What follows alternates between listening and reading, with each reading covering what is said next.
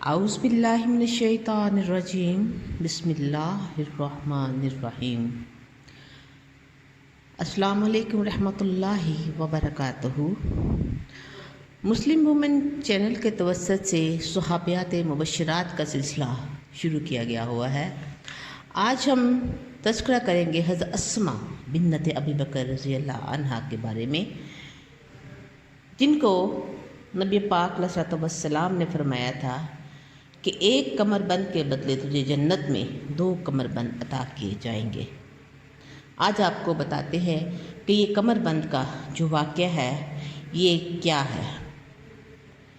سید المرسلین صلی اللہ علیہ وآلہ وسلم کی خواہر نسبتی ام المومنین سیدہ عائشہ صدیقہ رضی اللہ عنہا کی ہمشیرہ، صدیق اکبر رضی اللہ عنہا کی دختر نیک اختر حضرت اسماء بنت ابی بکر رضی اللہ عنہا ہے۔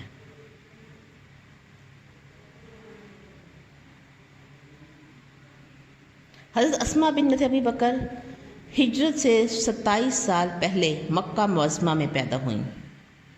اس وقت حضرت صدیق اکبر رضی اللہ عنہ کی عمر صرف 21 برس کی تھی، اور ان کی والدہ قتیلہ بنت عزا زمانہ جاہلیت میں جن سے حضرت ابوبکر صدیق نے شادی کی تھی، جس سے حضرت اسماء اور عبداللہ پیدا ہوئے تھے۔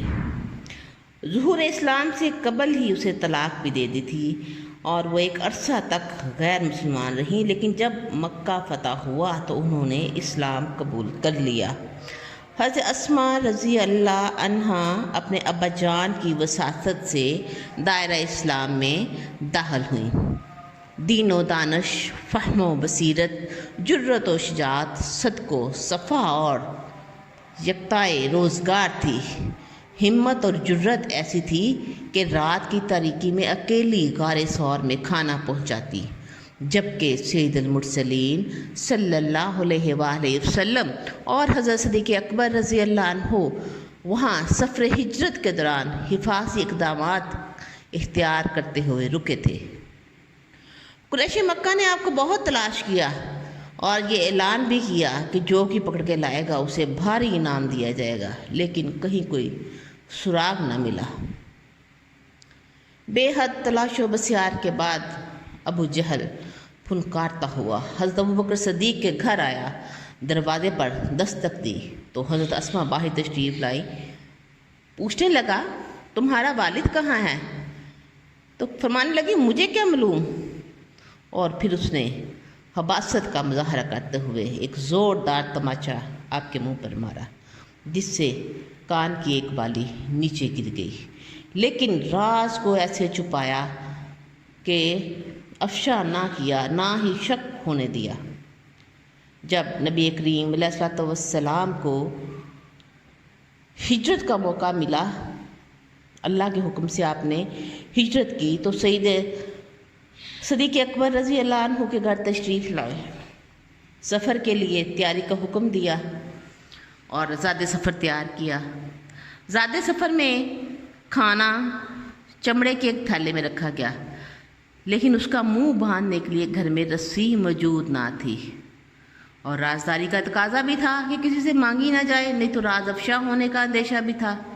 تو حضرت اسماء رضی اللہ عنہا نے اپنے کمر بند کو 2 حصوں میں تقسیم کیا، ایک سے تھیلے کا منہ باندھ دیا، اور کمر بند کو عربی میں زبان میں نطاق کہتے ہیں۔ اسی مناسبت سے آپ کا لقب ذات الناطقین مشہور ہو گیا۔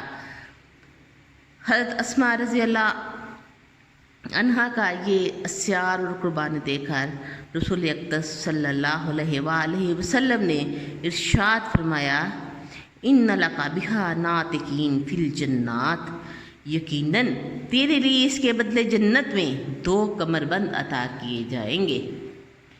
یعنی کہ یہ بات عیاں ہو گئی کہ رسول اللہ صلی اللہ علیہ وآلہ وسلم نے حضرت اسماء کو ان کی زندگی میں ہی جنت کی بشارت عطا کر دی تھی۔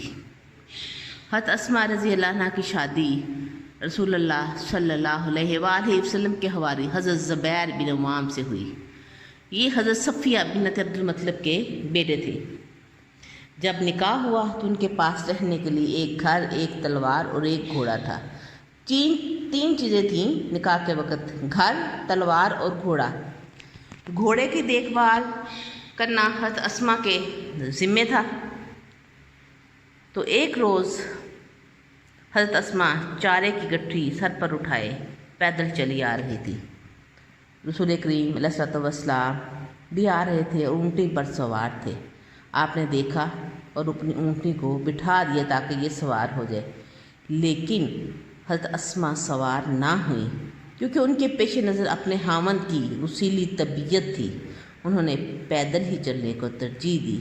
گھر آ کر واقعہ حضرت زبیر کو سنایا تو انہوں نے کہا، کیا کہنے، گٹھری سر پر اٹھانے سے تو سوار ہونا کہیں بہتر تھا۔ حضرت اسما رضی اللہ عنہا ہجرت کر کے جب مدینہ منورہ کے قریب وادی قباء میں پہنچی تو عبداللہ بن زبیر پیدا ہوئے۔ حضرت زبیر کے بیٹے عبداللہ، ان کی پیدائش سے مسلمانوں میں خوشی کی لہر دوڑ گئی کیونکہ کافی عرصے سے مسلمانوں میں نرینہ اولاد نہ ہو رہی تھی، جس کے وجہ سے کافر جو تھے وہ مزاح اڑاتے تھے۔ گھر گھر میں یہ باتیں ہونے لگ گئی تھی کہ مسلمانوں کے گھر میں اب بیٹے نہیں پیدا ہو رہے، لہذا ان کا سلسلہ خود ہی ختم ہو جائے گا۔ لیکن جب عبداللہ بن زبیر پیدا ہوئے تو مسلمانوں کے چہرے خوشی سے تمتما اٹھے۔ رسول اقدس صلی اللہ علیہ وآلہ وسلم بھی نوملود کی خبر سن کر بہت خوش ہوئے، اسے گود میں لیا اور اہل خانہ کو مبارکباد دی۔ یہ بچہ بڑا ہو کے صحابی رسول بنا اور اپنے اس بچے کو نبی کریم صلی اللہ علیہ وآلہ وسلم نے اپنے دہن مبارک سے گٹھی دی، اور یہ ایک ایسی سعادت جس پر جتنا بھی ناز کیا جائے کم ہے۔ حضرت اسما رضی اللہ عنہا کے فرزند ارجمند حضرت عبداللہ بن زبیر جب جوان ہوئے تو علم و فضل، فہم و فراست، جرأت و شجاعت کے پیکر بنے۔ حضرت اسما اپنے بیٹے کے ساتھ ہی رہتی تھی کیونکہ حضرت زبیر انہیں طلاق دے چکے تھے، اور حضرت عبداللہ بن زبیر مدینہ منورہ سے مکہ معظمہ منتقل ہو گئے اور اپنی والدہ کو بھی اپنے ہمراہ لے گئے۔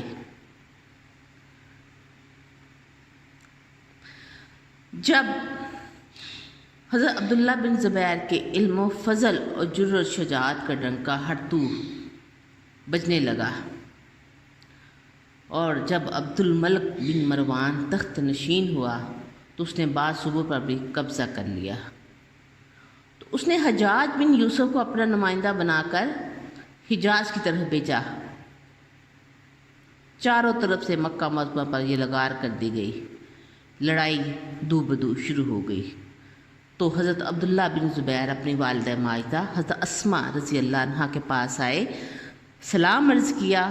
وہ بخار میں مبتلا تھی، بیمار تھی، تو پوچھنے لگے کہ انسان جب فوت ہو جاتا ہے تو اسے آرام میسر آ جاتا ہے؟ تو اماں جان اپنے لاڈلے بیٹے کی بات پر مسکراتے ہوئے کہا، میرے لال جیتے رہو، کیا میری موت کی تمنا ہے؟ میں ابھی مرنا نہیں چاہتی، میں اب تمہارا انجام دیکھنا چاہتی ہوں۔ تجھے شہادت نصیب ہوئی تو میں صبر کروں گی، اور اس مار کے میں اگر تم نے اپنے دشمن کو پچھاڑ دیا تو مجھے خوشی ہوگی۔ مکہ معظمہ میں حجاج کی فوج کے ساتھ زوردار معرکہ جاری تھا۔ حضرت عبداللہ بن زبیر کے ساتھی جب پسپائی اختیار کرنے لگے اور صورتحال زیادہ بگڑ گئی تو اماں جان کی خدمت میں حاضر ہوئے۔ وہ اس وقت مسجد میں تشریف فرما تھی۔ عرض کی کہ اماں جان اب میرے لیے کیا حکم ہے کہ ہتھیار پھینک دوں؟ تو ارشاد فرمانے لگی، بیٹا اگر تم حق پر ہو تو جان کی پرواہ نہ کرو، مجھے اندیشہ ہے کہ یہ لوگ مجھے قتل کرنے کے بعد میرے جسم کے ٹکڑے کر دیں گے۔ بیٹا اس فکر میں مبتلا ہے، اور ماں کہتی ہے بکری جب ذبح ہوتی ہے تو اس کی کھال اترنے سے اس کو کوئی تکلیف نہیں ہوتی۔ فرمانے لگی، بیٹا قتل کے خوف سے ذلت امیز صلح کرنا جواں مردوں کو زیب نہیں دیتا۔ اپنی والدہ کی یہ بات سن کر عبداللہ بن زبیر پورے جوش و جذبے سے میدان میں اترے اور لڑتے ہوئے آگے بڑھتے گئے اور آخرکار میدان جنگ میں جام شہادت نوش کیا۔ ظالم حجاج بن یوسف نے ان کی لاش کو سولی پر الٹا لٹکا دیا۔ تیسرے دن حضرت اسماء رضی اللہ عنہا اپنے شہید مظلوم اور عظیم المرتبت بیٹے کے پاس آئی۔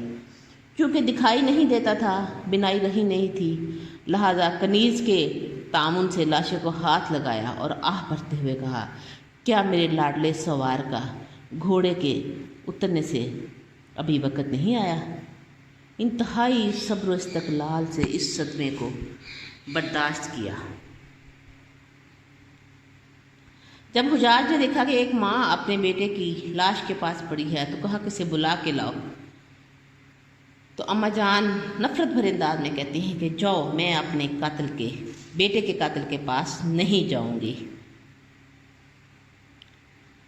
حجاج بن یوسف نے دوبارہ پیغام بھیجا، اگر نہیں آؤ گی تو میں ایک ایسا جلاد بھیجوں گا جو بالوں سے گھسیٹ کر میرے پاس لے آئے گا۔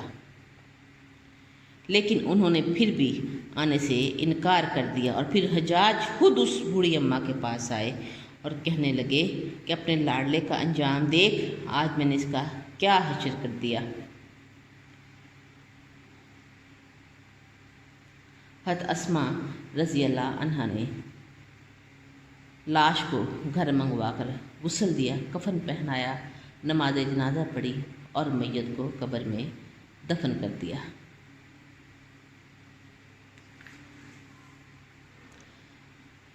حضرت عبداللہ بن عمر رضی اللہ عنہ حضرت عبداللہ بن زبیر رضی اللہ عنہما کے لاشے کے پاس آئے جو کہ سولی پر الٹا لٹک رہا تھا۔ آپ یہ دیکھ کر کانپ اٹھے اور آنسوؤں کی جھڑی لگ گئی۔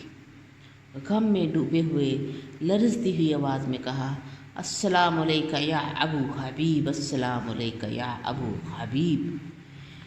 ابو حبیب عبداللہ بن زبیر رضی اللہ عنہ کی کنیت تھی۔ پھر لاشے کو دیکھتے ہوئے فرمایا، اللہ کی قسم میں تجھے روکا کرتا تھا کہ حصول اقتدار کے چکروں میں نہ پڑو۔